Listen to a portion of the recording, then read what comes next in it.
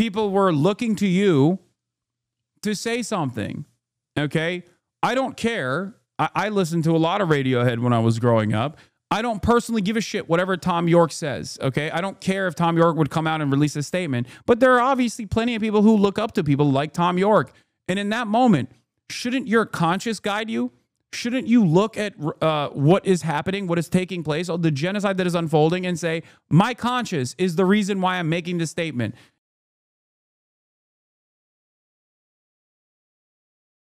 Anyway, moving on from that, Israel has finally lost Radiohead's very own Tom York. Now, of course, Tom York still had a incredibly middle-of-the-road take on it, but it's an indication that the tide shift is here. As you guys know, Radiohead has been getting railed for being Zionist, for performing in Israel, and also for not really saying anything about Palestinians. Tom York is the front man for Radiohead, and he finally came out with a statement. Let's read. Some guy shouting at me from the dark last year when I was picking up a guitar to sing the final song alone in front of 9,000 people in Melbourne didn't really seem like the best moment to discuss the unfolding humanitarian catastrophe in Gaza. Afterwards, I remained in shock that my supposed silence was somehow being taken as complicity, and I struggled to find an adequate way to respond to this and to carry on with the rest of the shows on the tour. That silence, my attempt to show respect for all those who are suffering and those who have died, and not to trivialize in a few words, has allowed other opportunistic groups to use intimidation and defamation to fill in the blanks, and I regret giving them this chance. This has taken a heavy toll on my mental health. You know who the real victim of Israel's genocide is? Tom York of Radiohead. That's right. He's a creep. He's a weirdo. He's a Zionist. What the hell is he doing here? He does not belong here. Okay? The real toll here was Tom York's mental health, not the almost 20,000 children that Israel murdered in broad daylight in a live-streamed child holocaust, but actually Tom York, Thomas York of Radiohead. Anyway, I would hope that for anyone who has ever listened to a note of my music, of my band, or any of the music I've created over the years, or looked at the artwork or read any of the lyrics, it would be self-evident that I could not possibly support any form of extremism or dehumanization of others. All I see in a lifetime's worth of work with my fellow musicians and artists is pushing against such things, trying to create. First of all, it's just a both sides argument, and the primary focus of this is still how much he was vilified in this process, okay? So remember that. Not only is this an awful self-aggrandizing victimization narrative that he is hitting here, okay? But it's also still both sidesing the matter. This, you will see a lot of these, okay? It's incredibly self-indulgent, yes. You will see a lot of this. You will see a lot of this in the upcoming weeks and months, where many artists who are unconditionally and firmly committed to Israel having to basically crawl through a mile of rusty nails to finally come out and be like, oh, God, I just don't want to do this, but also Israel, oh, come on, you've too many children. Okay? You'll see it. You'll see it.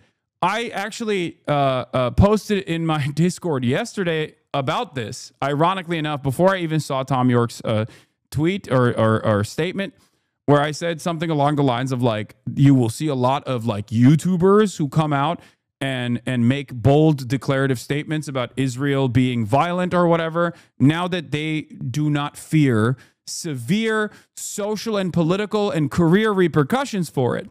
But in the process of other people coming out and saying, like, yeah, I was always an anti-Zionist, or yeah, I always was saying Israel, or just saying it quietly, in that process, if they turn around and offer any criticism whatsoever to all of the people who have been actively calling this out for 19 months, if they do that, I'm not letting them get away with that shit, okay? I'm not Mr. Gatekeep the genocide that Israel is doing. I've said this already. There's going to be a lot of people that you will see coming forward. Going forward, you will see a lot of people coming out and saying, I've always been against this, guys. Please. Okay? I've always been against this. But I don't mind it. I don't necessarily mind that people are coming out now that it's, like, safer. It's good. It means that more people are recognizing this. It means that there is no environment of censorship that can cause severe penalties to your future ambitions or whatever, that means that there is so broad momentum. Okay? You guys played a role in that. When you went out and you protested every week, you made it so that there was a permission structure.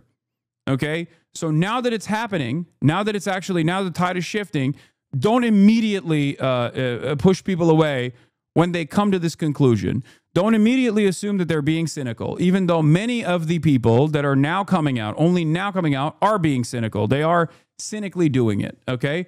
But make no mistake, you shouldn't immediately push these people away unless it's something like what Tom York is saying, because he still is trying to both sides of the situation. Bullshit. I'm still getting punished for speaking out as an American Jew in the entertainment industry. No, I know. There's still people who are in the crosshairs, myself included. Okay, people who have been doing this for quite a while. That the Israeli government has actively put the beat on, actively put crosshairs on. It is what it is. Okay.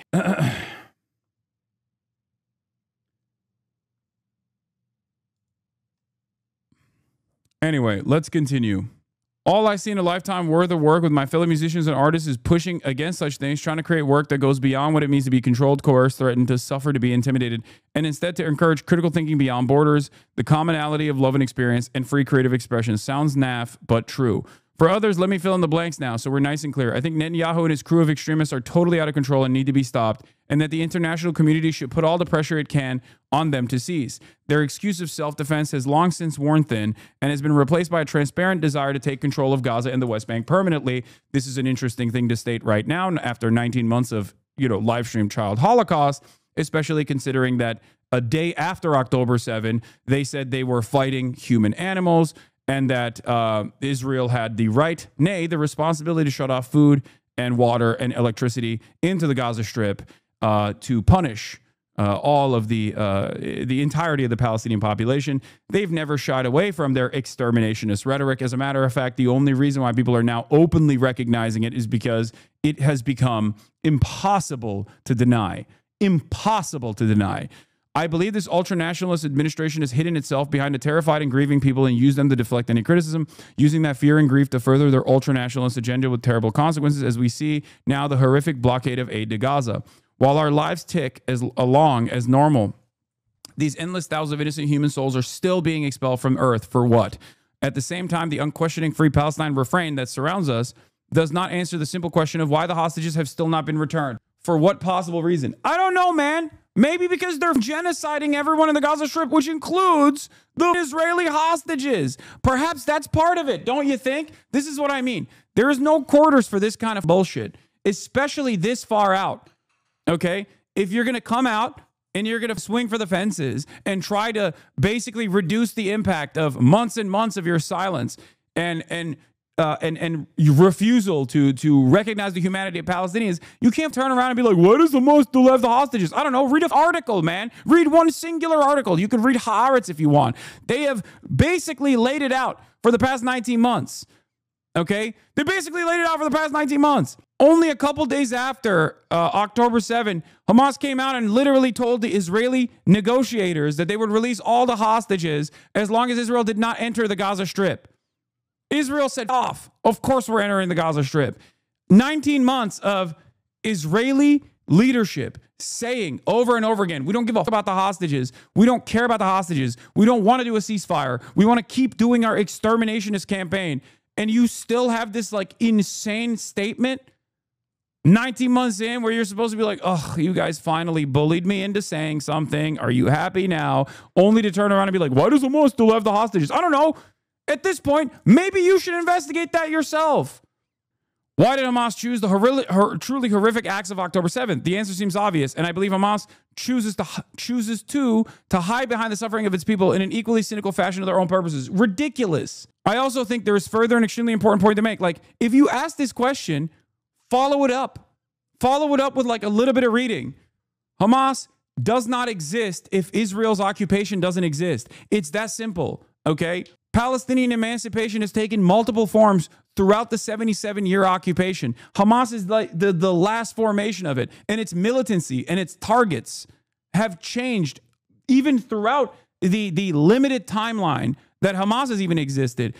At first as a Muslim Brotherhood cutout charity, Islamic charity organization, then an active fucking party, and simultaneously a form of militancy that initially only targeted and struck non-civilian enemy combatants, that then also in the aftermath of the Cave of the Patriarchs massacre, turning around and actually targeting civilian targets as well. There is obviously no excuse for killing civilians, okay? But you have to recognize where this desperation comes from. If you act as though these groups just basically formed out of their hatred for Jews, especially when you're talking about the situation for Palestinians under the violent occupation of Israel for 77 years of ethnic cleansing, expulsions, death and destruction, humiliation, complete control over their lives, you are not actually fucking covering the situation. You're not even remotely curious as to how this happened. Hamas kills its own people. They're opportunistic and siphon off the wealth from the locals. They should get removed. While isn't real, isn't good. They're just as bad. To say that Israel and Hamas are equally on equal footing is the most idiotic, childlike thing I've ever heard in my entire life, okay? I understand that your liberal brain wants to say, no, those guys are bad too, okay? They are not on the same planet. They are not on the same fucking zip code. You are basically saying Jewish partisans that fought against the Nazi occupation in the lead up to the fucking final solution had bad ideas and engaged in acts of resistance against civilian populations as well, and therefore they're just as bad as the Nazi occupiers. That is an insane fucking analogy to make, and the reason why you would never make that is because you have the capacity to recognize right from wrong when it comes to systematic violence and the resistance born out of that systematic violence when it's in the fucking rearview mirror. Hindsight is 2020. Look in front of the events that are unfolding after 90 fucking months, and maybe you can understand why the fuck they are not even on the same zip code on the same fucking planet, okay? Jesus Christ. How can people still say this shit at this point? At least have the decency to pipe down, okay? At least have the decency to keep quiet and listen to someone whose positions you have arrived at far too late. This is what's frustrating to someone like myself, okay? Also, Twitter is busted right now, unsurprisingly. But it is crazy. It is crazy to literally be a latecomer to this and only now recognize that both are bad. They are born out of that situation, but they stamp down on their own people. Born out of what situation? Who caused the situation? Don't use vague generalities, okay? Tell me, who caused the situation? Who caused the Nakba? What the hell? There is a reason why no one would say the Nat Turner Rebellion ultimately was incredibly violent, but it's nothing in comparison to 400 years of chattel slavery as a practice, okay? Just like you can't say, well, the apartheid in South Africa was bad, but also a lot of the violent practices of the ANC and MK was really unconscionable. You can't say those things. The reason why you don't say those things is because you understand you have a much better way of analyzing things that took place, okay? No idea just looking at this from an average Joe position. Yeah, my job as a communicator, as a political commentator, is to explain to the average Joe that there is a severe asymmetry of power here, okay? A severe asymmetry of power. No, you don't have to be a perfect victim. Do you understand? That's ridiculous. And if you can comprehend that for any other time throughout history, even though there has been a liberal brain poisoning and a whitewashing of history. That's why people look to Nelson Mandela as a peaceful figure, okay? They rewrite history in an effort for you to feel this exact way when you see regular emancipatory movements, non-state actors fighting justifiably against a fucking state oppressor. A settler colonial enterprise designed around the notion of ethno-religious supremacy, an exterminationist principle. That's what Zionism is. It is a fascist ideology. It's a racist ideology. It is no different than Nazism. Even the average Joe podcasters are 5,000 times more informed than this chatter. It's embarrassing to be... Yeah, exactly. You got fucking Theo Vaughn You got people like Theo Von at least going, dude, of course people are going to fucking fight back. What are you supposed to do when met with the ultimate violence of Israel?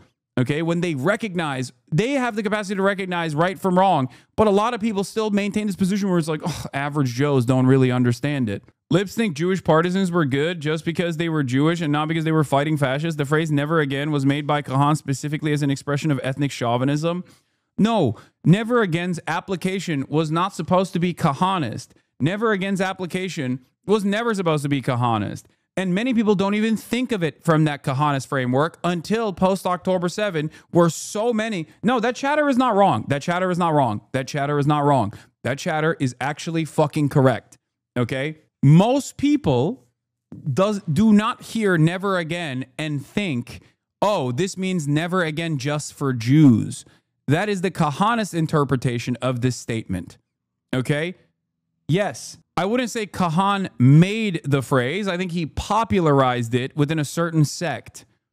Okay, but never again was not was never seen as that Kahanist interpretation.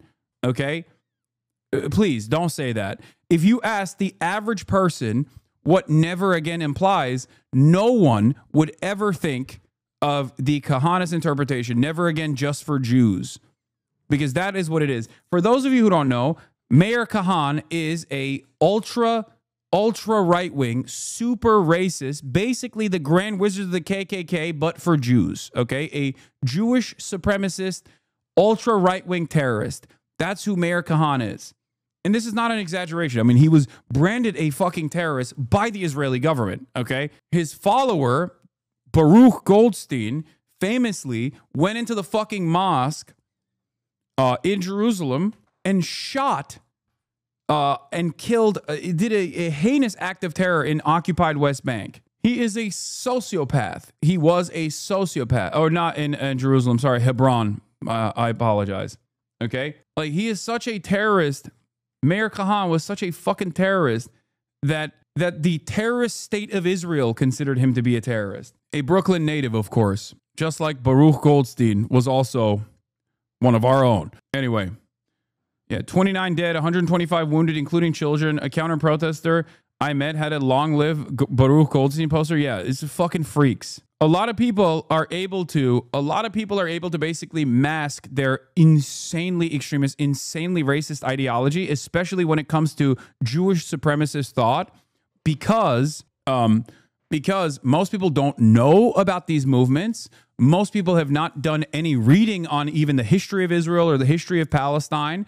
And on top of that, most people only know about Judaism and Jews from the perspective of marginalization, post-Holocaust, and also how anti-Semitism manifests due to the way that they've learned about Jewish history. Okay? So for a lot of people, they get scared when someone even says, like, there is a Jewish supremacist slant, a Jewish fascist supremacist slant amongst some of these movements. And the irony, of course, is that the Jewish Power Party is now a viable party within the Israeli Knesset, within the Israeli parliament, okay? Jews in Israel are not a marginalized population. Jews in Israel are the oppressor population. It's like saying fuck white people in America, okay? This is something that a lot of people cannot comprehend. They don't understand it because their entire lives they've been taught like Jews have been pogromed, historically been undermined, historically been attacked, and that's precisely what's going on right now. Like, that is the framework that they operate off of. Over there, that is not the case, okay? And the greatest example I can always give you is this. In the Western world, where when someone spray paints the Star of David outside of a Jewish person's house, that means that person is probably going to get hate crimed, okay?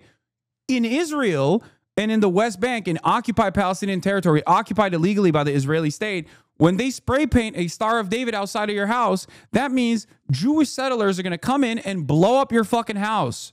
And this happens on a regular frequency, on a regular basis, okay? Jewish settlers go to people's houses, blow them up, and get full protection from the Israeli occupying force in the process. If you try to even fight back, or if you're in the crosshairs, you get killed, either by the settlers themselves, who have been armed by the American state, okay, by way of Itamar Ben-Gvir from the Jewish Power Party, okay, which is literally the Klan, okay? Like, imagine the Klan, but instead of white supremacists, they are Jewish supremacists, okay? They either get killed by those guys or they get killed by the Israeli occupying force. And there's only so much back and forth we can have here. There's only so much back and forth we can have here where it's like a big part of the reason why you're confused is because of your lack of knowledge on this stuff, your lack of interest in finding out about the history of Israel. And I think a lot of people, instead of turning around, taking a deep breath and being like, let me listen to what this person is saying sincerely and try to understand this different perspective that I had never encountered, a perspective rooted within truth, by the way, historical truth, rather than the whitewashed, bastardized lies that you have learned, okay? Instead of doing that 19 months into a genocide, you still go, I'm going to react with anger. I'm going to react with resentment because you're telling me something that does not correspond to my previous social conditioning. And it's very frustrating. It's your lack of knowledge in this process that's causing you to fucking lash back out in this way. Anyway, having said that, and I this is my criticism for Tom York as well. When he says, why hasn't Hamas truly chose the truly attacks of October 7? The answer is Hamas chose the truly horrific attacks of October 7, the truly horrific act of October 7, as a direct consequence of, at that time, 75 years of Israeli occupation. And this isn't just my assessment of the situation. Even liberal Zionist publications like Haaretz had the exact same approach, had the exact same take, because that is the truth. That is the truth. You cannot keep killing people at a rapid clip and dominate every facet of their existence and expect and then show them that there is no negotiation, that negotiations in the so-called peace process have only led to more land grabs from the Israeli state in the West Bank, and then expect them not to do anything when you back them into a fucking corner. That's it. Not agreeing with the tactics of Hamas or openly stating that there were atrocities that unfolded on October 7 does not change that dynamic, does not change the much larger atrocity of 75 years at that time of apartheid and military occupation and death and destruction. I also think there is further an extremely important point to make. Social media witch hunts, nothing new on either side, pressurizing artists and whoever they feel like that week to make statements, etc., do very little except heighten the tension. Like, he's this fucking asshole. How old is Tom York, dude? Let me see. 56 years old, brother. 56 years old. You're a whole ass, almost 60-year-old adult. And you're over here talking about how the real problem here is social media.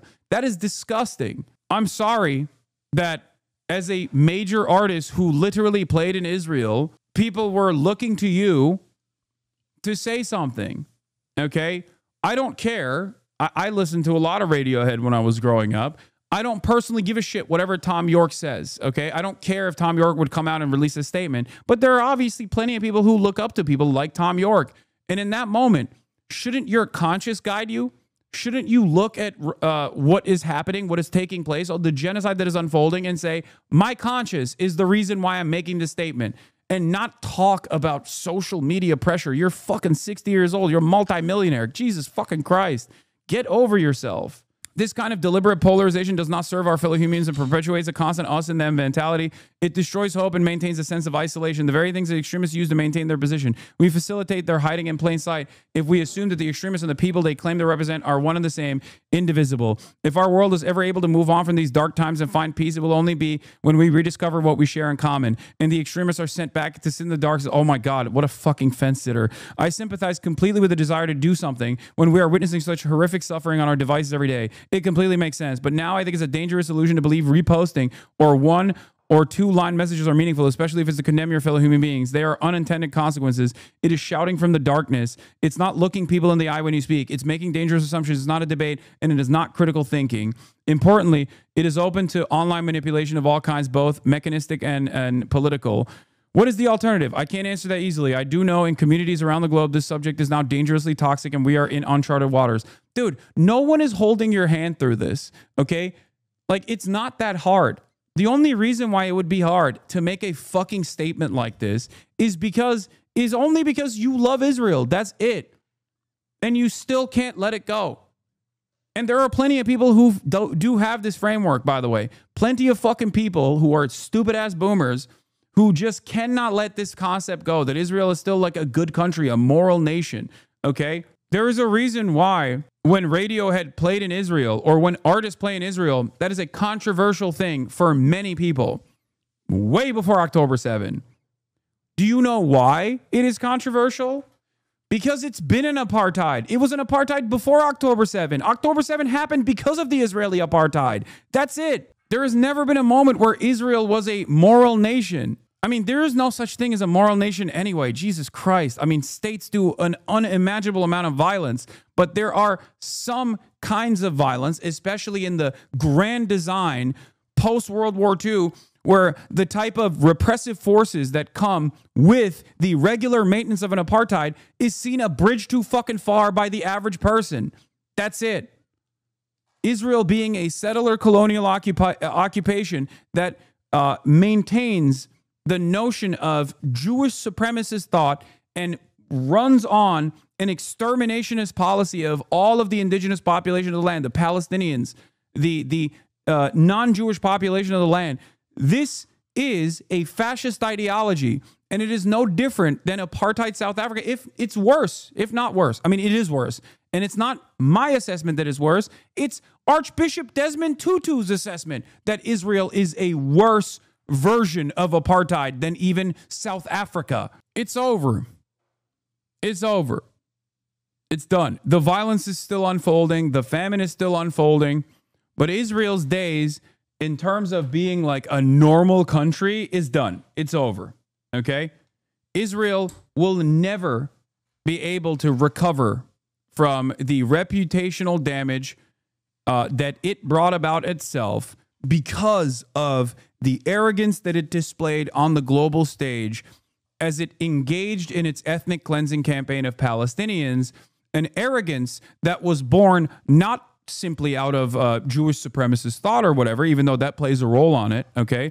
But an arrogance that was born out of having 75 years of unlimited propaganda coming from the West. That is the reason why many people ask, myself included, how the fuck are they lying in the worst ways possible? Like, they're not even trying to massage the narrative at all. The reason why they don't even have to massage the narrative at all, or think that they don't have to massage the narrative at all, is because they've never done that. Okay? They've never done this in the past. They've never had to. They could just say whatever they wanted to, and whatever they said went. What is the alternative? I can't answer that easily. I'm sure that at this point, what I've written here will in no way satisfy those who chose to target myself or those I work with. They will spend time picking holes and looking for reasons to continue. Yeah, you did a horrible job writing this. I have written this in the simple hope that I can join with the many millions of others praying for the suffering, isolation, and death to stop, praying that we can collectively regain our humanity, dignity, and our ability to reach understanding, that one day soon this darkness will have passed.